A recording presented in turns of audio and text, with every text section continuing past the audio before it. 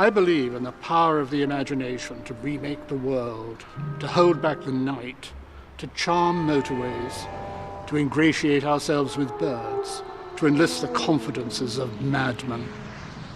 I believe in my own obsessions, in the beauty of the car crash, in the peace of the submerged forest, in the excitements of the deserted holiday beach, in the elegance of automobile graveyards, in the mystery of multi-story car parks, in the poetry of abandoned hotels.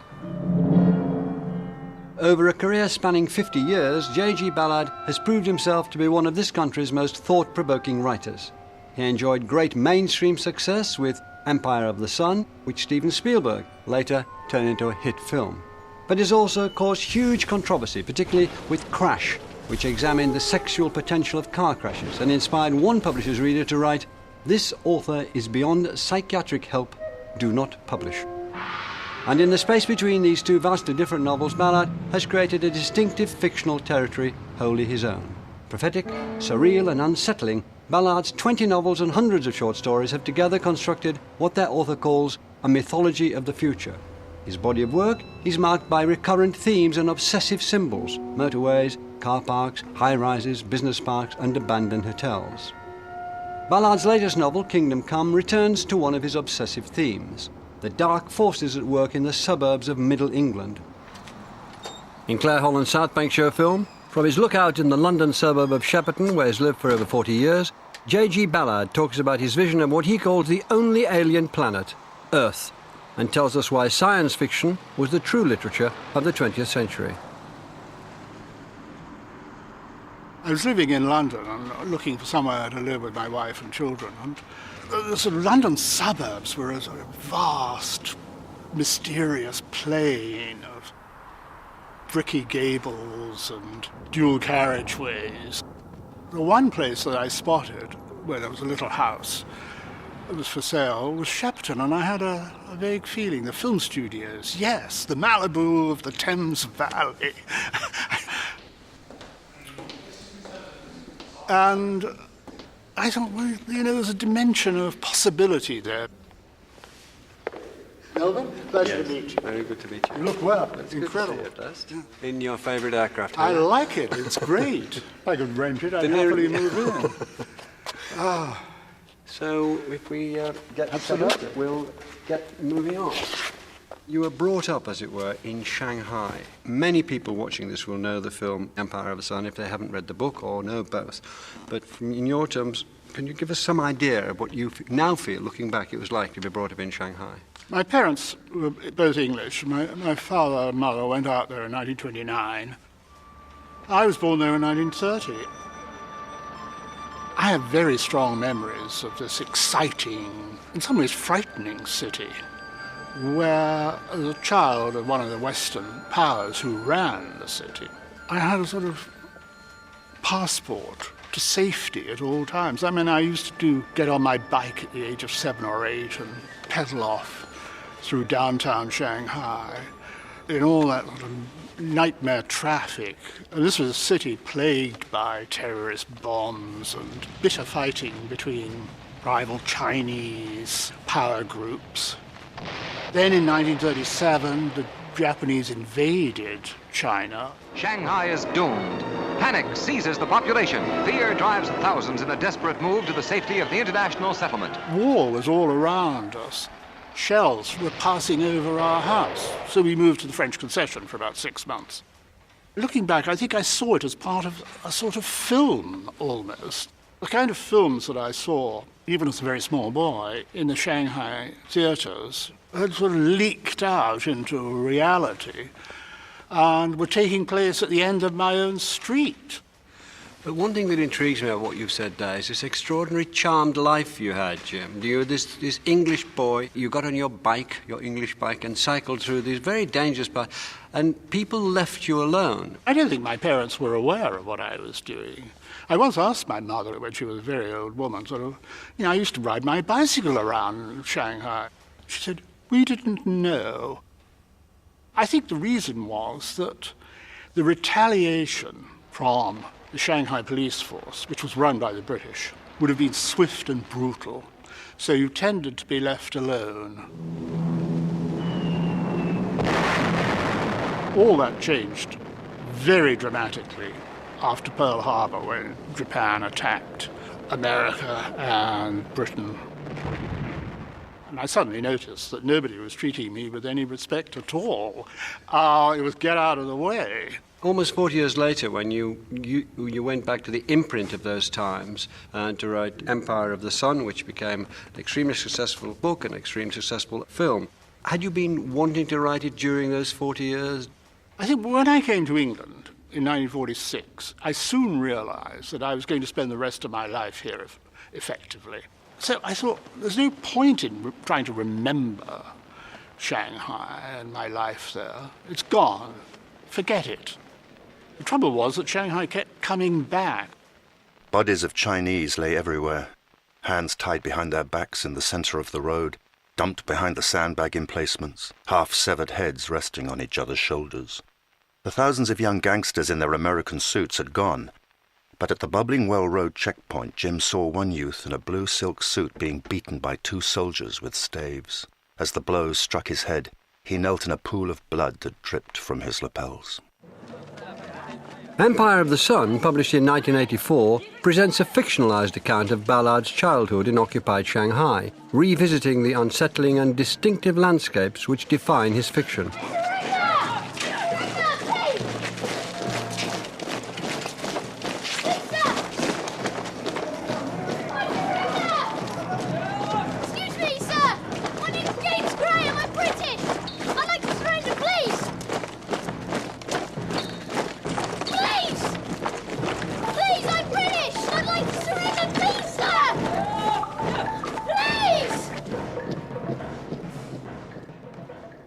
Did you deliberately omit certain things to make it dramatically more effective, or did it just evolve the way it did without you making those sort of conscious decisions? No, I had to leave a lot of things out. It was impossible to compress 4 to 5 years of life, particularly when so much was happening. Most of the novel is set in the Japanese camp where I was interned with my parents.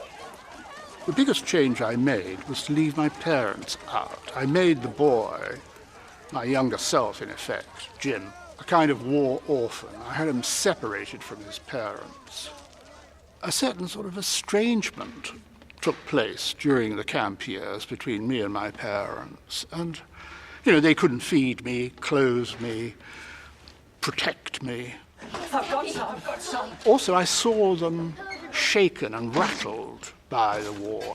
For a child these days to see its parents frightened is very rare. And when you've seen your parents sort of lose their authority, it's something they never regain, I think. So leaving them out was truer psychologically to my actual experiences. His childhood and adolescence was marked by this absolutely profound dislocation of reality. You look at something like the killing of the young Chinese man by the 4 Japanese soldiers on the abandoned railway station, where the man is asphyxiated by a telephone wire in front of his face. A quintessential and horrific Ballard image. But this really happened to him. He really was that boy. He really did see that happen. Human beings are extremely cruel and combative. I think my life in Shanghai in the 30s and 40s was much closer to the reality of this world than, say, living in the cosy suburbs to the west of London. I don't feel that Shanghai was such a bad preparation for living in our time.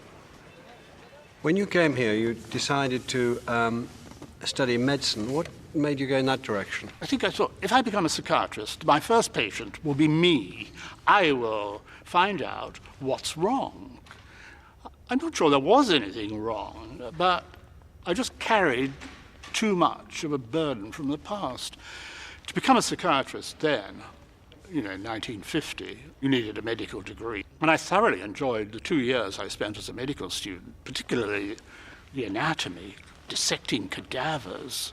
You spend hours each day minutely paring away the skin and muscles and nerves, carrying out this extremely detailed examination of what was once a human being with a heart, with love affairs, triumphs, disappointments.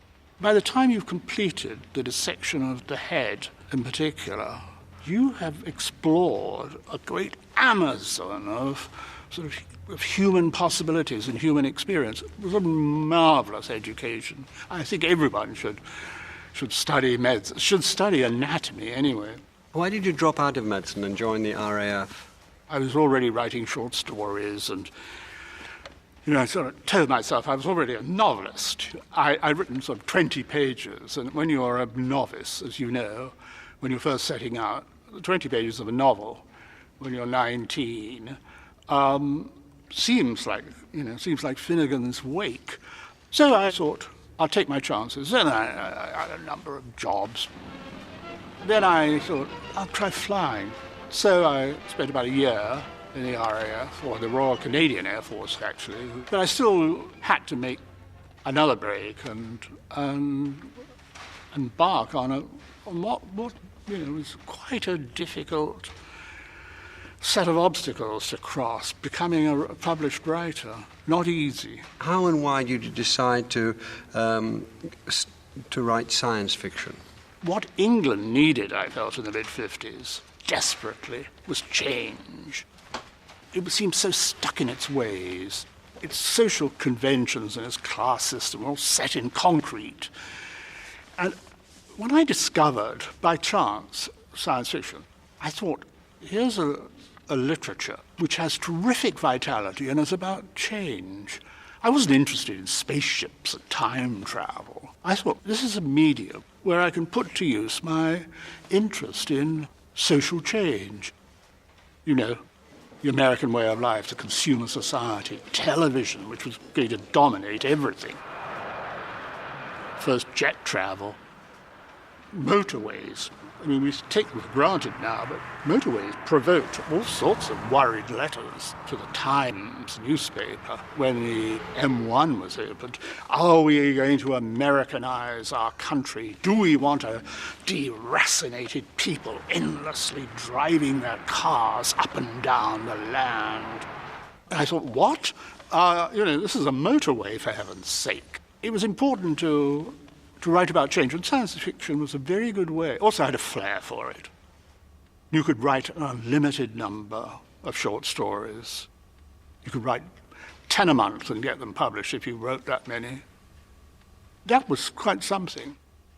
It's a genre for swats, really, science fiction. It's a nerdy genre, and he isn't at all like that.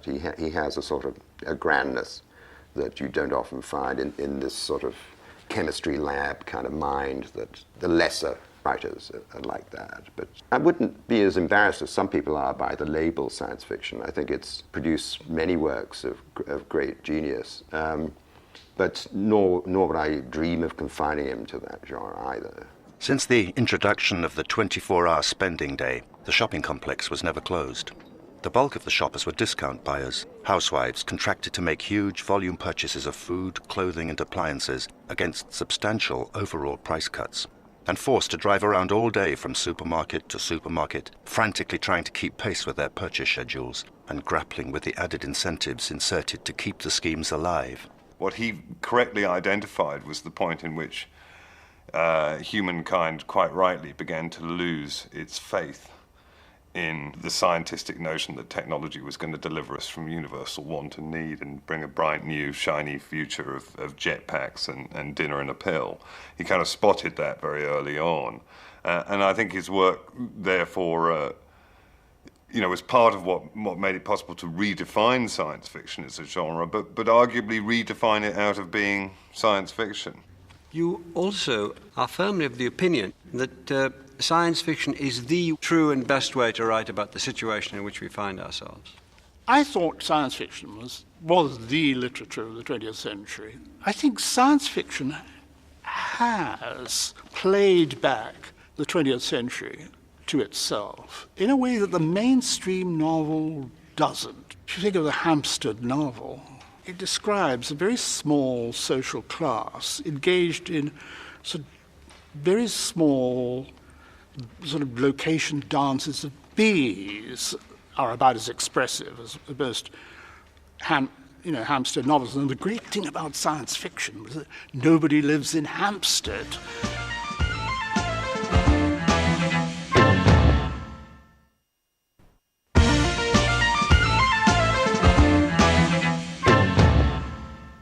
I believe in the genital organs of great men and women, in the postures of President Kennedy, Margaret Thatcher, and Princess Di, and the sweet odors emanating from their lips as they regard the cameras of the world.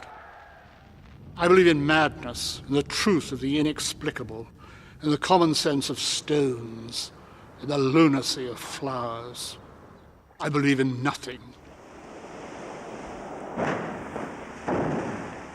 Your first novel, The Drowned World, 1962, that imagined a future where there's been a great ecological catastrophe, polar ice caps melting.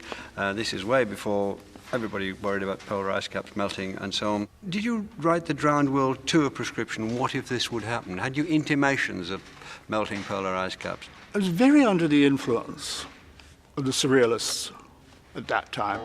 I think that's partly because war produces very surrealist effects.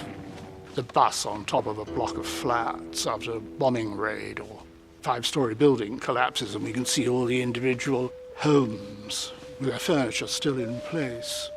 Strange effects like that. I love the paintings of Max Ernst, deep jungles, which seem like the unconscious mind exposed to daylight or to this strange half-light that you find in surrealist paintings. They seem to be painting states of mind, which I was interested in doing because The Drowned World is also an attempt to sort of plunge down into the spinal column and descend into a more primeval world where we'll find our true selves, perhaps. One of the themes of surrealist painting was a sort of sense of ecological disaster or ecological dread. You think of temperatures where clocks melt and these kind of petrified forests. It looks as though it could have been a cover from one of his early books. The early stories were all kind of full of the same sense of ecological dread and disaster, kind of drowned worlds, the Million Sands, Crystal World. The kind of post-apocalyptic landscape, it was very much a feature of the atomic age. In the early morning light, a strange, mournful beauty hung over the lagoon. The somber green-black fronds of the gymnosperms, intruders from the Triassic past, and the half-submerged, white-faced buildings of the 20th century, still reflected together in the dark mirror of the water. The two interlocking worlds apparently suspended at some junction in time. So you're talking about mindscapes as well as landscapes, aren't you? Absolutely, absolutely. I mean, these are novels of catastrophe, the early ones, of natural catastrophes, polar ice caps melting and so on. But then I started looking at what I think of as sort of urban catastrophe. And I started, because by the end of the 60s, a lot of the kind of social contradictions that weren't so evident when we were all enjoying swinging London, those of us who could find a babysitter, a lot of the contradictions were coming out into the open. And I thought, there was a kind of culture of sensation that I think was ignited by the Kennedy assassination and the way that was endlessly replayed on television. I thought, this is strange, because there's a sort of devaluation of human sympathy going on here. We're sort of brutalizing ourselves in this endless quest for excitement and sensation. Another massive effect on your life, which we needn't talk about but just record, is that your wife died very suddenly, leaving you with 3 children to bring up, which you did. That must have had a tremendous effect on your life. Yes, it did. I mean, it absolutely shattered me. I think it probably changed everything about me, to be honest. I think I was never the same person again. My wife was 34 when she died of pneumonia while we were on holiday in Spain, leaving these 3 small children. I felt, that nature had committed a terrible crime against this young woman. It took me a long while to accommodate that into some sort of, I started writing a series of strange short fictions that were collected as the Atrocity Exhibition. It was very unusual at the time for someone to publish a book containing two short stories, one called The Facelift of Princess Margaret and the other called Why I Want to Fuck Ronald Reagan. That would be unusual at any time, perhaps. The central character is a psychiatrist who's having a mental breakdown. He's obsessed with the amount of cruelty and pure sensation for its own sake that floods the world, floods TV screens and films and so on. He sets out on a sort of strange little odyssey of his own in which he restages some of the most terrible events of his time, the Kennedy assassination, for example. Oswald was the starter. From his window above the track, he opened the race by firing the starting gun. It is believed that the first shot was not properly heard by all the drivers. In the following confusion, Oswald fired the gun 2 more times, but the race was already underway. Kennedy got off to a bad start. There was a governor in his car, and its speed remained constant at about 15 miles an hour. However, shortly afterwards, when the governor had been put out of action, the car accelerated rapidly and continued at high speed along the remainder of the course. I think it was all an attempt to make 2 and 2 make 5. And if 2 and 2 could make 5, then somehow my wife's death could be explained. It couldn't. I'd seen enough during my childhood to know death comes without any sort of calling card, just comes suddenly. And it's probably meaningless. But it takes a long time to learn that. Can you tell us about the form of that book? You could call it experimental, but some people might say that all it proves is that the experiment hasn't worked. The problem is that people tackle the book as if it was a conventional sort of linear narrative running page 1 onwards, and it isn't. I wanted something that reflected the texture of everyday life. In the 60s, there was this sense that we were living entirely in a media landscape. It was very difficult to tell what was real and what was false. And I wanted to convey something of the feeling of what it was like to be bombarded from all sides. And particularly if you were having a nervous breakdown, you might well see the world as it's shown in the Atrocity Exhibition. The thing to do is don't start reading page 1 and start at random, anywhere. If you find a paragraph that intrigues you, read it. It'll probably set up resonances in your mind. Move on and look at the adjacent paragraphs. Soon, it'll begin to assemble a portrait of something probably close to everyday reality. Crash made its appearance in the Atrocity Exhibition. 3 years later, you wrote what still could be thought of as your most controversial novel, Crash. And I can't resist quoting one publisher's reader who said, "This author who is beyond psychiatric help, do not publish." Well, it was published, and it's republished and republished and republished. Can you tell us what you were doing in that, and the way that the technology and the idea of the eroticism of the car crash drove through the book in a way that disturbed people? "Do not publish," said this chap. I took that, by the way, as a huge compliment. Because this publisher's reader was herself the wife of a psychiatrist. And I thought, total artistic success. I think I was obsessed then with the sort of the taste for cruelty and sensation that we saw, particularly in the cinema. Feature films were unbelievably violent then, and at the center of most feature films was the car chase, and like a sort of evil flower emerging out of the sort of screaming streets came this, the crashing cars.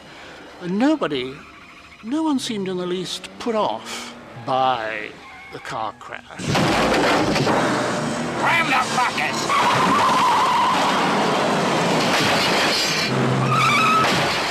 It's obvious that the car crash has powerful resonances that, particularly if they involve the death of the famous, that, plane crashes or hotel fires or train crashes don't have. Why do you think that is? What is it about the car? Yes. Well, I think it's that, of course, most of us drive cars. Most of us are aware that if we give in to feelings of aggression, we may kill ourselves. There's a sort of erotic fascination that death has for us when we imagine it. I mean, the connections between sex, eroticism, and death have been explored, for hundreds of years, if not thousands. But it seemed to me that what had once been the sort of morbid playground of a small group of French intellectuals was the standard fare chosen by mass audiences who were going to the movies for the evening. They quite liked it, watching people entangled in car crashes. So I thought there's probably, there's some sort of connection that needs to be explored. Vaughan unfolded for me all his obsessions with the mysterious eroticism of wounds, the perverse logic of blood-soaked instrument panels, seatbelts smeared with excrement, sun visors lined with brain tissue. For Vaughan, each crashed car set off a tremor of excitement, in the complex geometries of a dented fender, in the unexpected variations of crushed radiator grills, in the grotesque overhang of an instrument panel forced onto a driver's crotch as if in some calibrated act of machine fellatio. I wrote sarcastically about crash as a defense because I didn't get it, and it alarmed me, and everyone did too. I mean, everyone wore a different costume to the ball. I wore sarcasm, a lot of people wore moral outrage, etc. I didn't get it. I wanted people to be shocked and disgusted. I wanted to unsettle the reader. I wanted to expose the perverse side of the reader's mind. I wanted to provoke the reader into facing the possibility that people are excited by violence.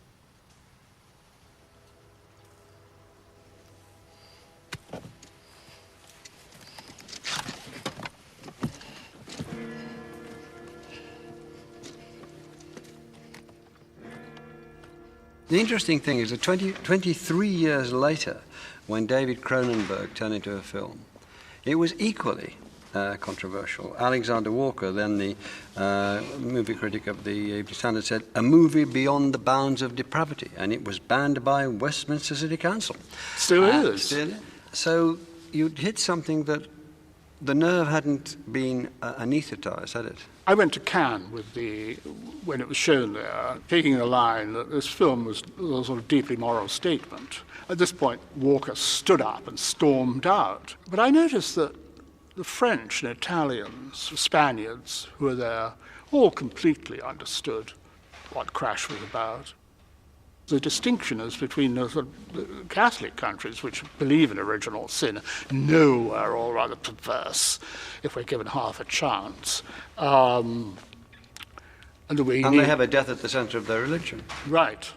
And, say, the Protestant countries of Northern Europe, the film was banned in Norway.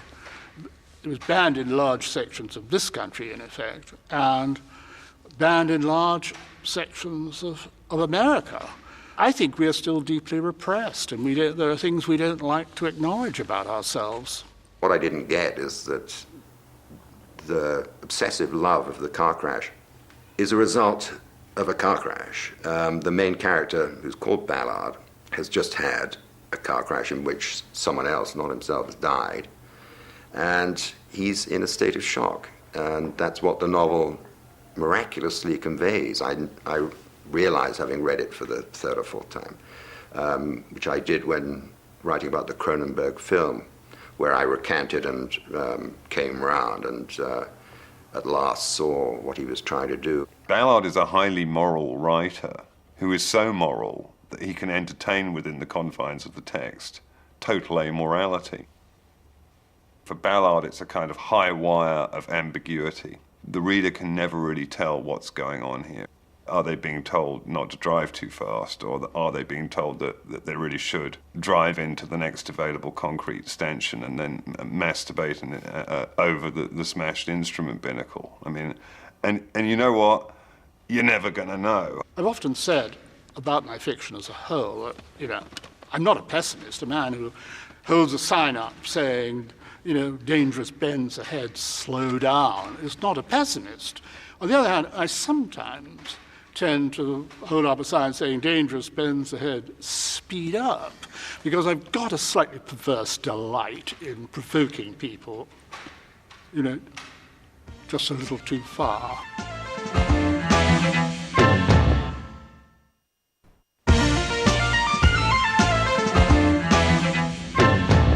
I believe in anxiety, psychosis, and despair. I believe in the perversions, in the infatuations with trees, princesses, prime ministers, derelict filling stations, more beautiful than the Taj Mahal, clouds and birds. I believe in the death of the emotions and the triumph of the imagination. In your fiction, what it seems to me that you're saying is that we used to think, when we said the real world, we used to think it was out there. That was the real world, of people out there doing this, that, and the other. You're now proposing that it's become a fictional world out there, and the reality is now the responsibility of the imagination. Yes, I think that to my father's generation, in the 1910s and 1920s, the real world was the world of work, of offices, factories, and the like. And the world of the imagination existed inside one's own head, one's dreams, fears, ambitions. That is now almost reversed. Reality is now a mass of competing fictions. We walk down streets which are lined with advertisements, trying to sell us some fairy tale, such as that this particular detergent will wash your children's clothes to the point where their friends' mothers will envy them. Now, that's a piece of fiction. By the same token, the one area that we can rely on for some sort of truth is the space inside our heads. In some of your novels, you've almost created laboratories in which to test this theory. One of these is a novel called Supercan. It's set on the Riviera, which you know very well. It can be called a detective novel. It can be called an investigative novel. It can be called a dystopian novel.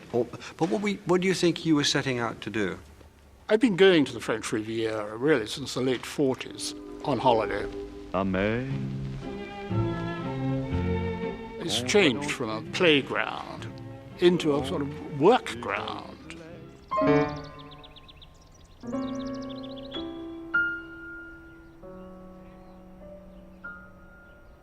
If you go into the big hotels in Cannes or Nice, you find, the people in the lift with you are brain surgeons attending a conference, Volvo salesmen attending, some big get-together. The whole infrastructure of the place has changed. There are motorways, heliports, science parks that have sprung up. And one of the largest, the Sophia Antipolis, it's a huge science park where people live in the residential enclaves within the science park. People there have an odd look in their eyes. It's unmistakable.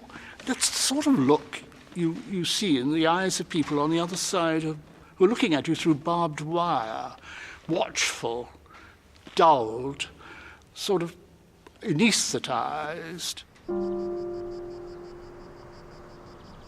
I thought, what will happen to these people if they stay too long here? Something might be needed to spark these people and give them a sense of achievement and excitement in their lives. And I visualize in Supercan a society of utterly exhausted senior executives who only get their joie de vivre by joining little groups who go out at night and attack immigrant families. And the psychiatrist who runs this therapeutic scheme defends it by saying, this is the future. I realized that these highly disciplined professionals had very strange dreams, fantasies filled with suppressed yearnings for violence and ugly narratives of anger and revenge, like the starvation dreams of death camp prisoners. Despair was screaming through the bars of the corporate cage, the hunger of men and women exiled from their deeper selves. They wanted more violence in their lives. We're falling back on our oldest resource, which is on our own psychopathology. It's the one thing that will energize us. T.S. Eliot famously said, humankind cannot bear too much reality. In a sense, what you're saying in Supercan is humankind cannot bear too much unreality. It's what could be described as an isolated, privileged, perfect, in inverted commas, community. But you extend the metaphor massively. You use the area in which we are now, Shepperton, in your new book, Kingdom Come. You use that as a location which is clearly standing for where everybody's going. Somewhere you say everywhere is becoming a suburb of Dusseldorf. This book addresses, attacks, attempts to understand, says some things which will surprise a lot of people in praise of the consumer society. This is where freedom is, this is where the real life is. Can you just disentangle some of the themes in Kingdom Come? It's set in the West London suburbs, not far from the M25. It's an area that most inner Londoners are unaware of, never visit, pass by in polite horror as they return from their West Country cottages and speed gratefully off the M25 towards what I call heritage London. To them, the sort of area in which I set my novel, Brooklands, is an uncentered area. There are no civic values, where people are only interested in new patio doors, a new timeshare in the Algarve, another car. The sort of pillars that held society together, the monarchy, the Church of England, politics, they've all lost their authority, I think. So what is left? All that is left is consumerism, the consumer society of buy, buy, buy. He's lived for many years in Shepperton, which he thinks of as being on the edge of the future. And he sees the future as being one of these endless lists of retail parks, marinas, and above all, the grand new project, which is the mega shopping centre, which is the kind of Kubla Khan Xanadu of his fiction. It is a kind of ecclesiastical space of consumerism. We're facing a new kind of man and woman, narrow-eyed, passive, clutching their store cards. They believe anything that people like you care to tell them. They want to be tricked. They want to be deluded into buying the latest rubbish.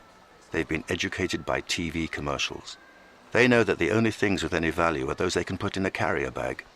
This is a plague area, Mr. Pearson. A plague called consumerism.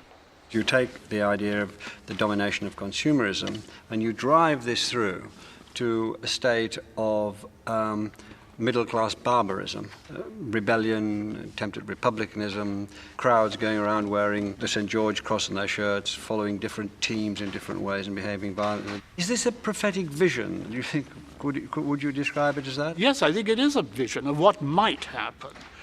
I'm not saying it's going to happen, but I think there are tendencies in that direction. During the World Cup, looking at all those St. George's flags flying, a series of football matches are summoning up the kind of national energies and conviction that you only get at the time of a world war. There's something going on which suggests that people are hungry for a more disciplined society. I mean, shopping is quite a disciplined activity. There's something of the political rally, Nazi style, about a big shopping mall, lines of neatly aligned counters, the slogans, the expectations, the sense of, these are ceremonies of mass affirmation where we, society, affirm in what we believe, and we believe that so-and-so washes whiter.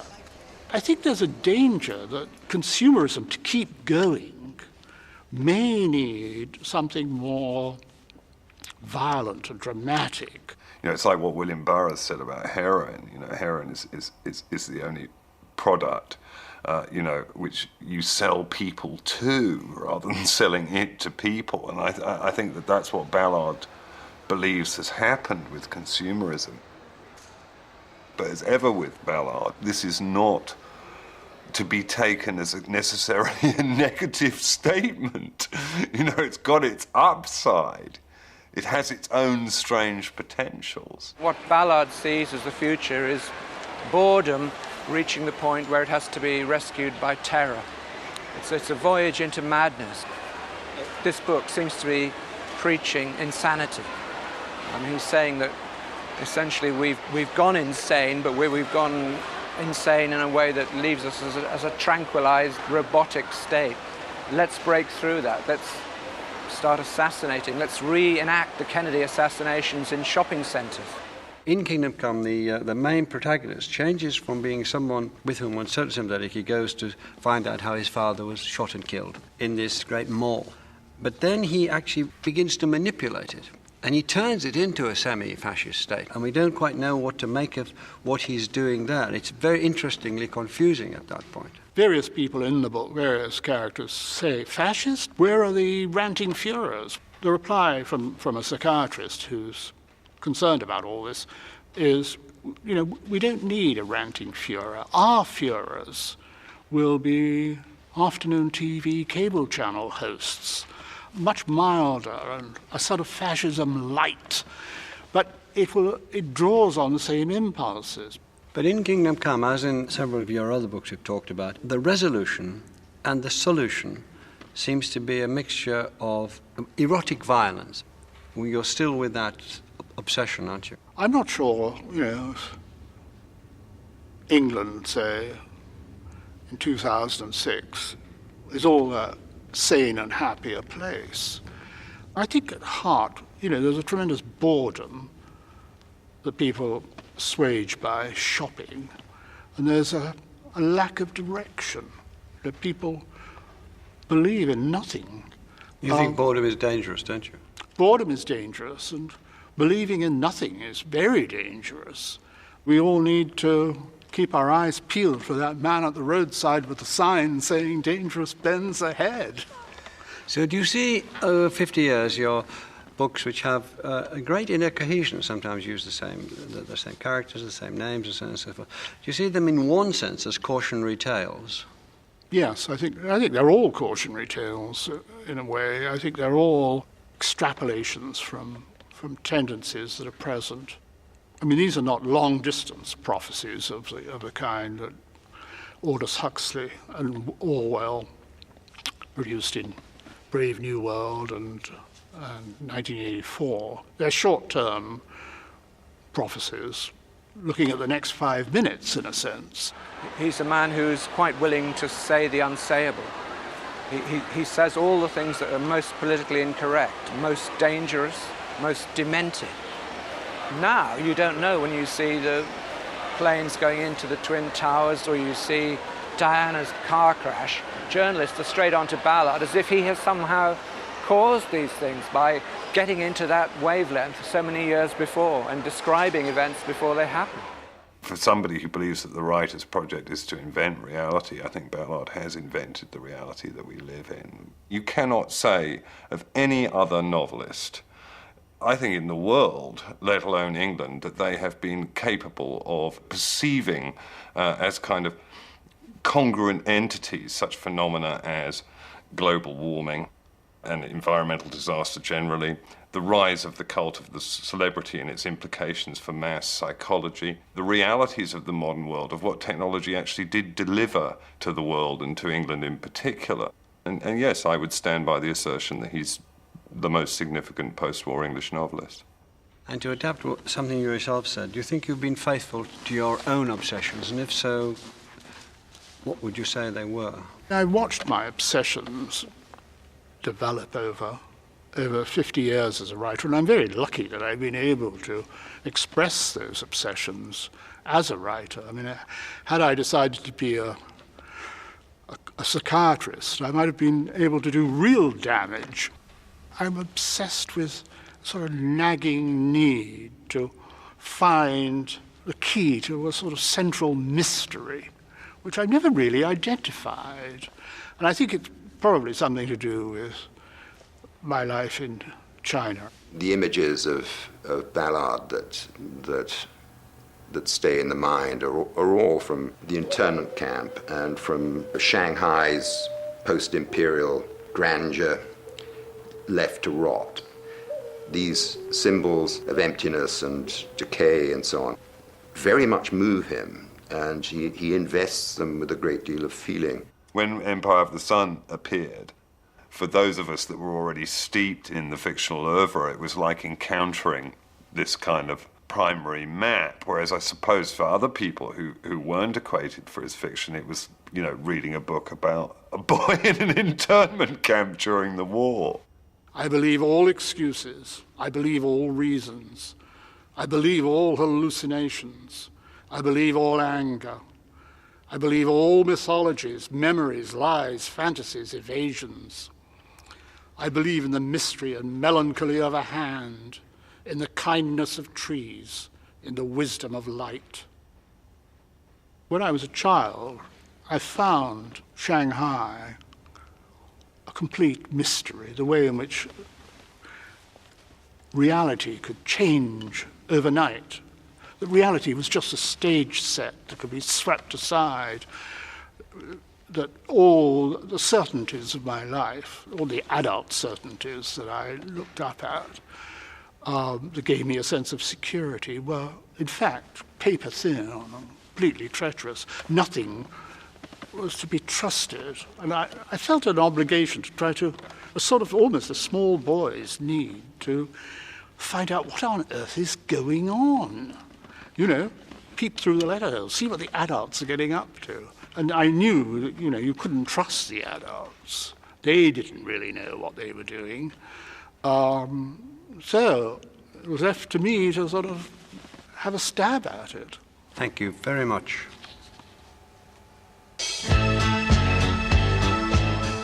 And that Melvyn Bragg interview with G Ballard will be available as a podcast from tomorrow.